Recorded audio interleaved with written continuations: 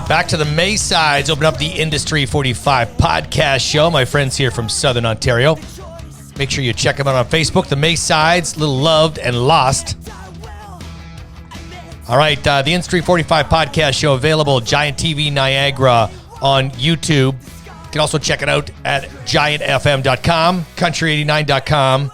And now you can check it out at musiclifemagazine.net as well. Industry 45 podcast show is available there.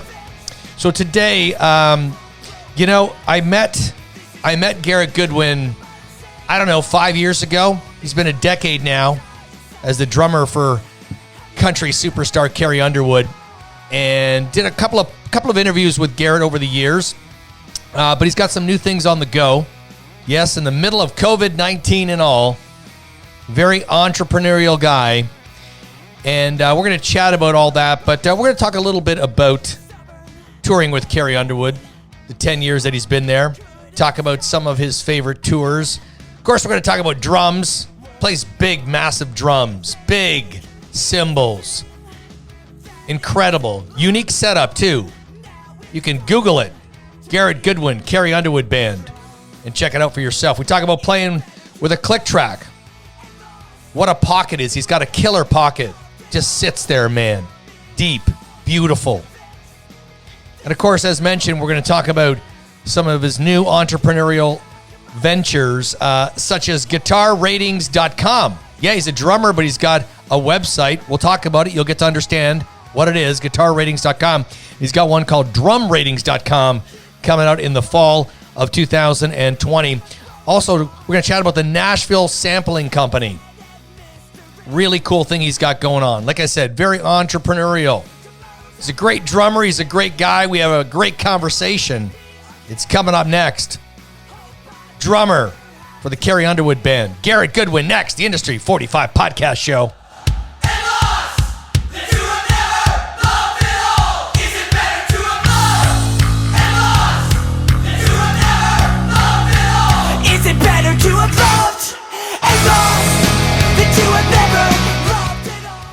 Hey, this is Jeff T from Tesla, and you're listening to Shane on the Industry 45 show. First question, how's the family? I see some photos, once in a while on Instagram and stuff like that, so I know it's a tough time for everyone.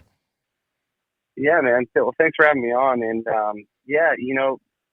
life is definitely interesting right now for every aspect. And having a 1.5-year-old at home that you can't get out and do this and do that like normal is even more interesting. And I think I may have one of the most active 1.5-year-olds I've ever experienced in my life.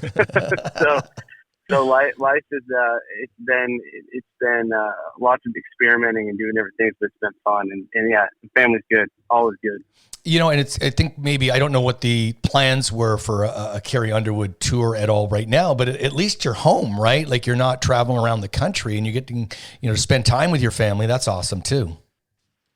Oh man, it's yeah. I mean, you got to look at the positive, and that's definitely one. It's been so cool to be home with the family, and it's been all day, every day.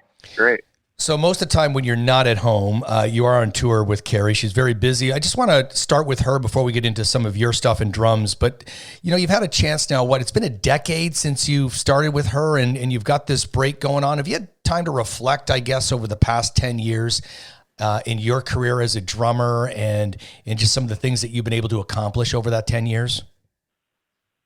Yeah, it's always interesting to kind of sit back and look. And I was actually talking to my wife about it the other day, and I started on a down a path of watching a bunch of old live videos that we've done, and playing on this show and that show, and man, it's doing that, and then also doing lessons and Skype lessons and those things. It always kind of makes you sit back and go, man, I've been so lucky and so blessed to have these opportunities, and it's crazy. It's crazy some of the stuff I've got to be able to do, which is amazing. So, always talking to guys like you and talking to guys that want to play music, want to play drums, whatever. It's always like kind of sits you back for a minute, looking from the outside looking in. So, yeah, man, it's pretty unreal. I'm feel beyond blessed, beyond lucky, for sure. This might be a hard question to answer because I know you've done so many great things, but do you have anything that really stands out? Like, was it the first time you played Madison Square Gardens? Was it the first time you played late night television, or the first arena show? What kind of has been at the top of your list? And maybe it has nothing to do with live performances. I really don't know. Right. Well, I mean, thinking musically, thinking live performances, I mean, there's so many different things for sure, but I like I said, I was watching all these videos the other night, and I was going, and I forgot about this, and it was let's see, one of the first TV things I ever did was, it was called Fashion Rocks, and it was during Fashion Week in New York, and it was a big live event, and we actually had a performance with Lindsey Buckingham from Fleetwood Mac, and that was like surreal. That was surreal. That one always stands out to me. And we played Go Your Own Way, and man, I'll never forget. Right at the end of the song, you know, he turns around and he's just rocking out, like looking at me. I'm going, what is this? What is this? So I mean, that one always stands out. We've done a few things with Steven Tyler, which coolest dude ever, most chill guy ever, and that's always a good memory to think about. So yeah, man, there's a lot of obviously Madison Square is always unreal, you know, it's pretty incredible. Yeah. You know, when you said Steven Tyler, I was just sitting here thinking that I was in Las Vegas in February, kind of before all this happened. And I was thinking the other day, the last live show that I had seen was Aerosmith at the MGM Park in Las Vegas. So always great to see those guys. Wow. And that must have been a blast to play with Steven. Take me through I want to say for anybody who is in the music business who says, hey, what's it like on a large tour? And I know the common thing I hear is that you do more waiting around than you do anything else. But when you're touring with Carrie, because it's such a big production, really briefly, what's kind of your day like? Like, what do you do? Do you do clinics during the day besides your sound checks? And kind of what's a day look like for you? Yeah, I did a lot on the last couple tours. Because this kind of ties into what we want to talk about more so. But I started thinking there is a lot of sitting around. There's so much sitting around when you're on tour, when you're on the road, just any kind of music in the studio, anything. There's so much sitting around, and I always said, what can I do in this time? Because I go crazy when I'm sitting around, you know. So I'm always like, what can I do? What can I be doing that you know, is maybe outside the box, maybe not even in the music industry, all these different things. And so the last few tours, leading up to the tours, I'd set up clinics or even just lessons, a day of lessons in each city. So I was busy. I mean, like 90% of the tour, even on days off or show days, in the mornings, I would go do, you know, 5 to 10 lessons, or I would, on a day off, go do a clinic. So it was stretching for me because public speaking, that kind of thing, is not my strong suit necessarily. But you know, that's how I look at everything. You got to push yourself. You got to stretch yourself. And yeah, so that was the last few tours was crazy with that. Just it was every day, and pretty much every day. And then, you know, you go in, do that, come back to the venue, do a sound check, and then sit around some more, and then play a show and get on a bus and sit around some more. So that was kind of my days. It was funny because when I didn't realize how entrepreneurial people in the music industry were, and it wasn't until I got to know Rich Redmond, right, a little bit 5 or 6 years ago, and got to understand what he was doing, and then I was watching what you were doing, and I was like, I mean, these guys are more than the drummers in big country bands. They're entrepreneurs, and they're always, you know, moving forward.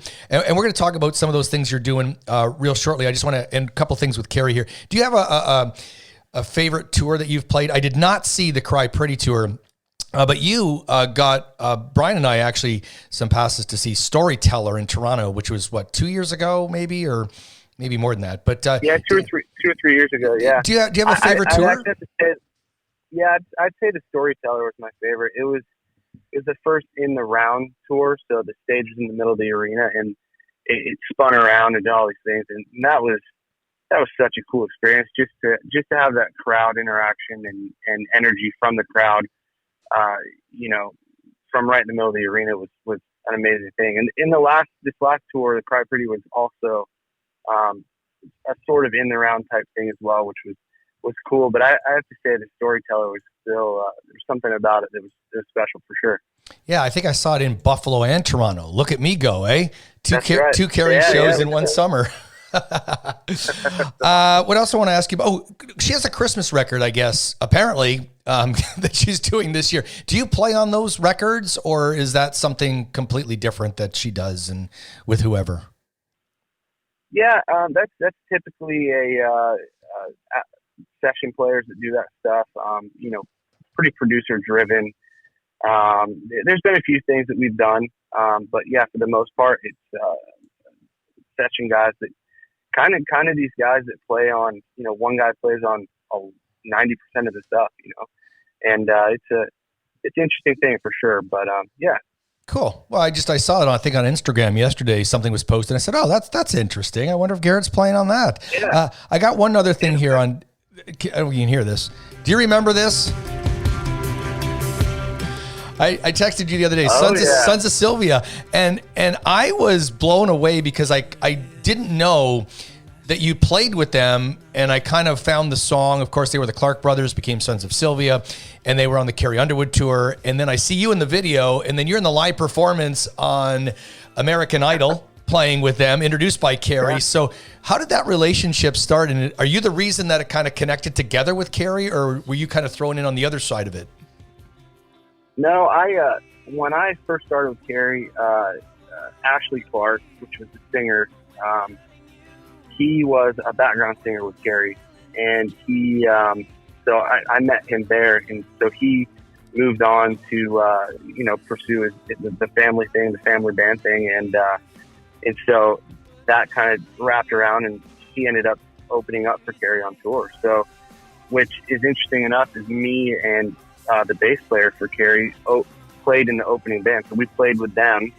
And then there was another act in between, and then we played with Carrie. So that was actually a fun tour as well, because we kind of played 2 times in one night, 2 different, not genres necessarily, but it was definitely more of a rock thing, and that was so fun, man. Yeah, because I didn't know if you were playing. I knew that you were on the some of the live performances, again, like American Idol and such, but I didn't know if when the tour happened, if you were like setting your drums up, let's say, in front of your other drums and playing them.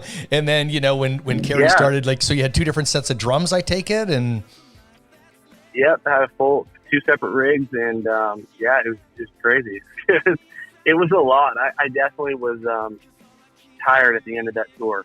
I was like, all right, I'm going to set the sticks down for a minute. It was a long night, but it was a blast. Yeah. Speaking of drums, so, I mean, you've heard this over and over, how unique your drum setup is and such. And I've tried it kind of. I think it's kind of cool. I like the high hi-hat. I like to sit low. I like all of that.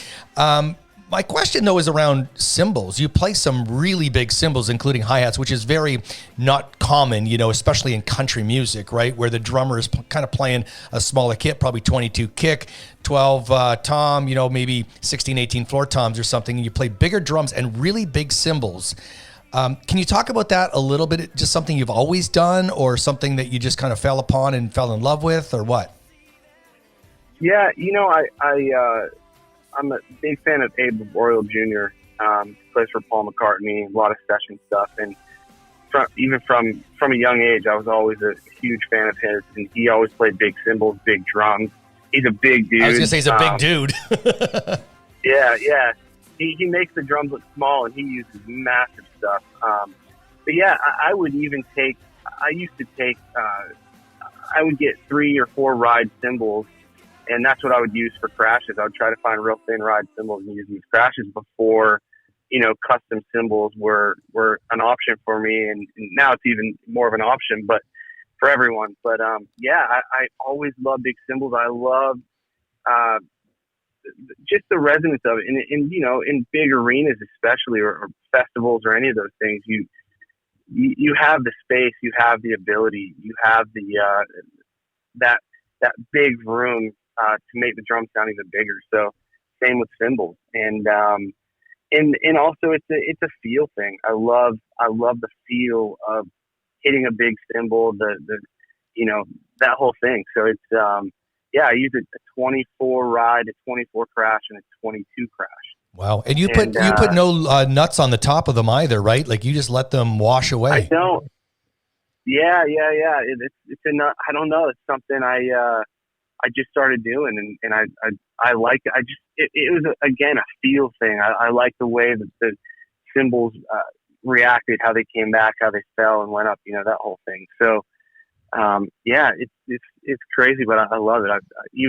I'll go into sessions and producers will look at me like, oh, really? You're gonna bring big cymbals in here and all that, but 99% of the time, I've had producers go, wow, like those sound incredible. I'm good with it. You know what I mean? Like I'd never even know. Well, that was going to be my next question. So if producers say anything, because I mean, like you just said, you walk in with these big cymbals, or you're playing a smaller room. I didn't know if somebody in the band, producer, manager, whatever, says, "Wow, I don't know if that we can play, a 24-inch crash in this small space here and make it sound right." Yeah, I mean, obviously you've got to play for the room. A session, if it calls for smaller stuff, then I'll use smaller stuff.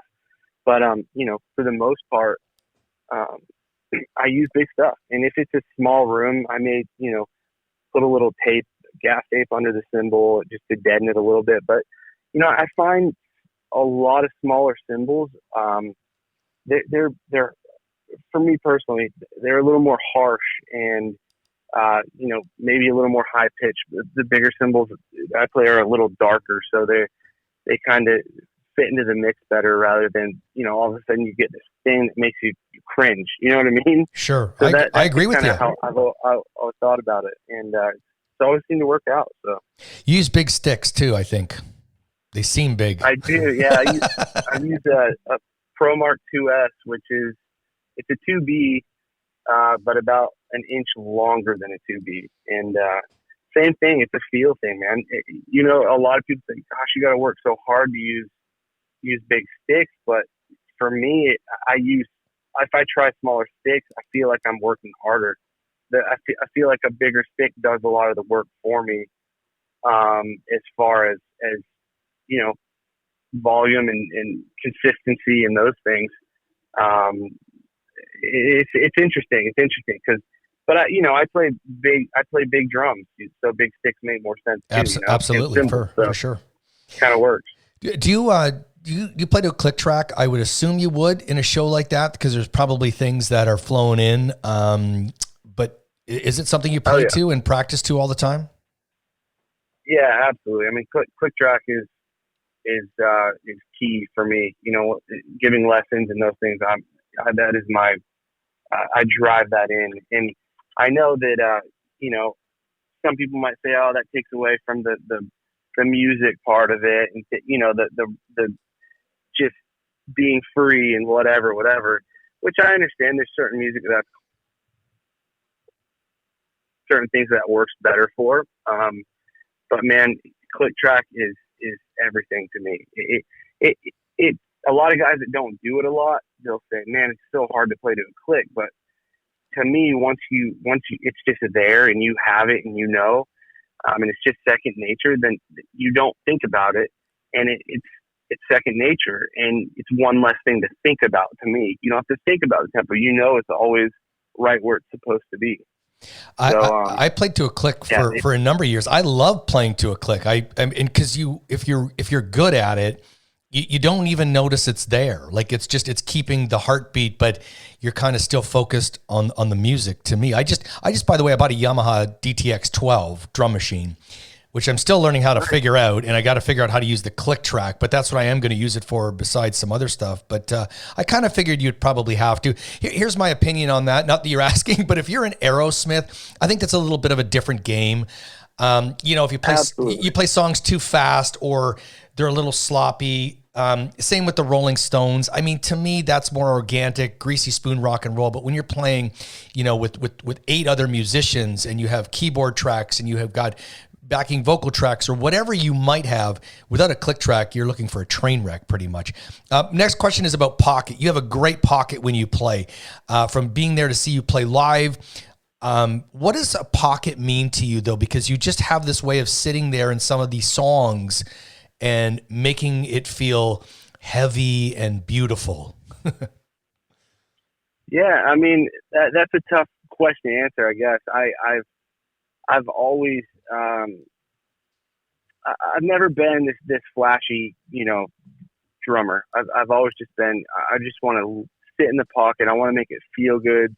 I want people to, even if you don't know anything about music, you just love music, you're like, wow, that feels good. You know what I mean? Like, even if you know nothing about music, you know that.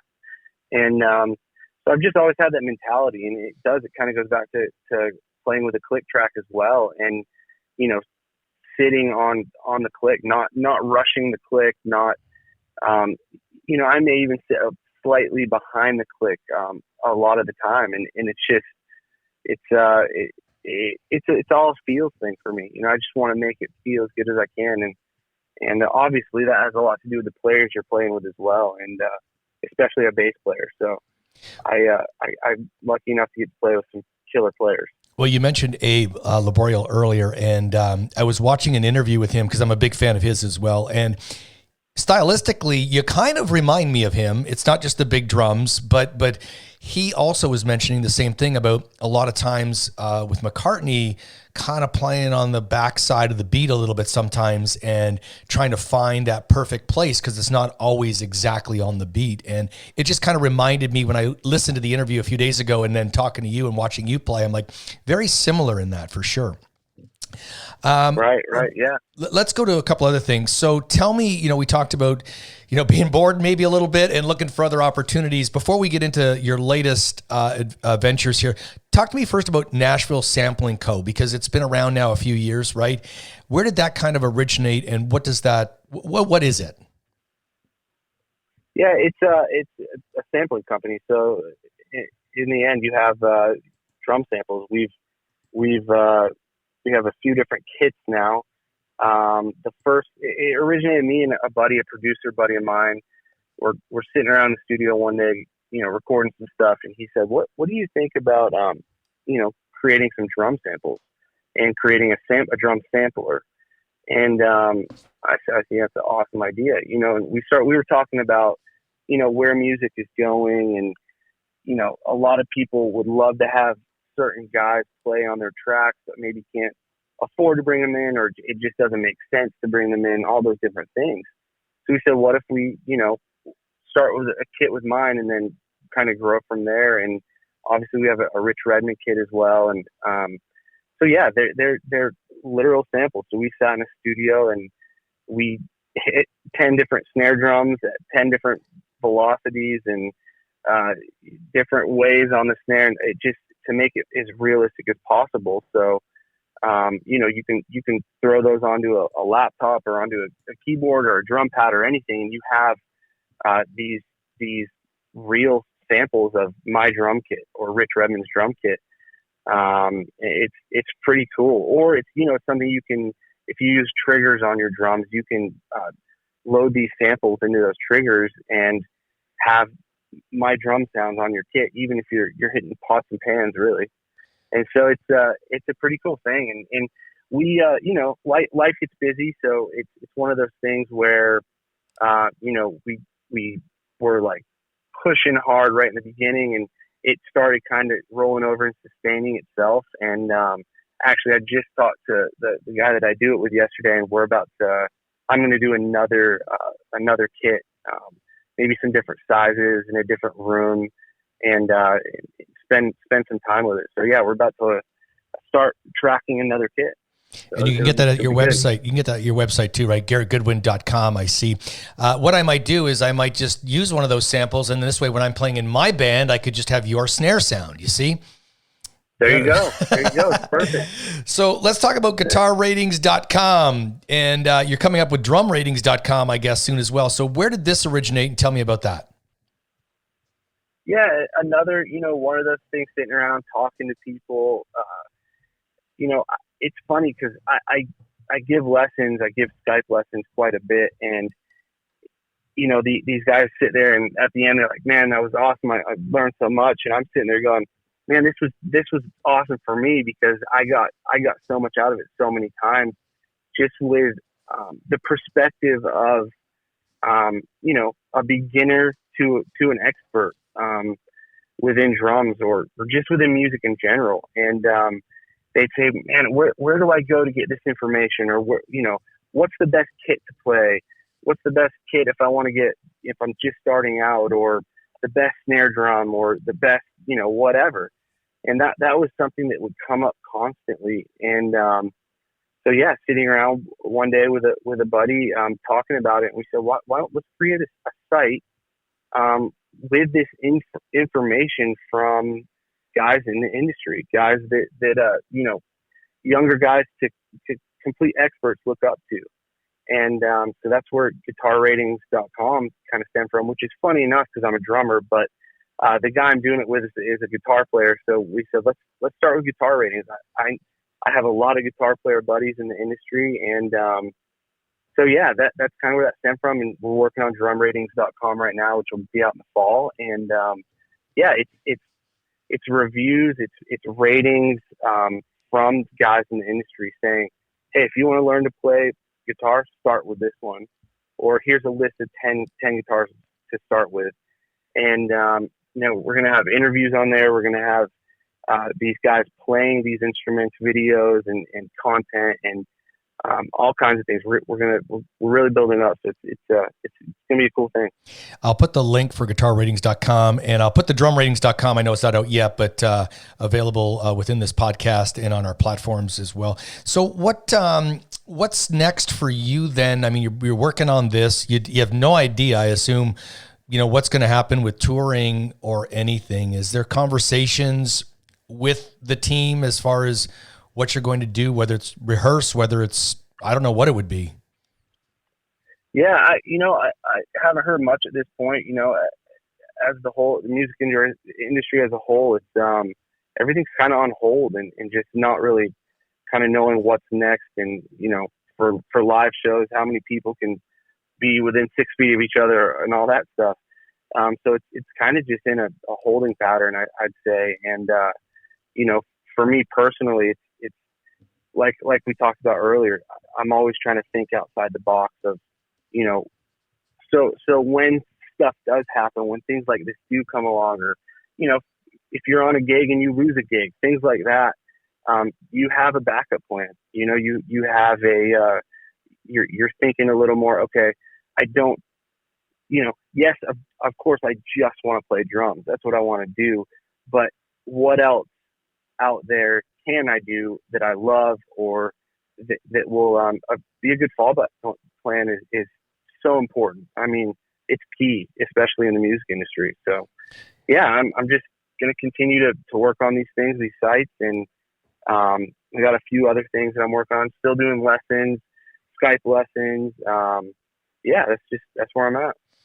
And have you ever, you play on a big tour, I get it, but have you ever sat there and went, you know what, I wish kind of I had my own band like Aerosmith or whoever, and done that as opposed to being a support player? Yeah.